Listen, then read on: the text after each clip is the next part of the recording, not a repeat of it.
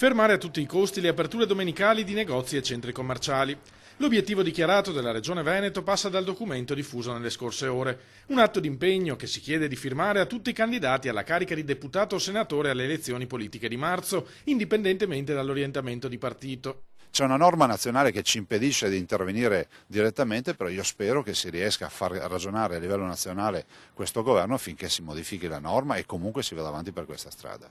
Nel documento si ricorda la liberalizzazione arrivata nel 2011 col cosiddetto decreto Salva Italia del governo Monti, che secondo la Regione ha inciso negativamente sulla competitività dei piccoli esercizi commerciali, con ricadute negative sia sotto il profilo occupazionale sia a livello sociale, creando un effetto disgregante sulle famiglie.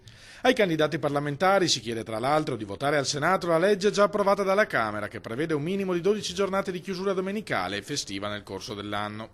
L'iniziativa suscita il plauso del parroco di Dese Don Enrico Torta, da anni impegnato in una battaglia culturale e politica contro le aperture domenicali.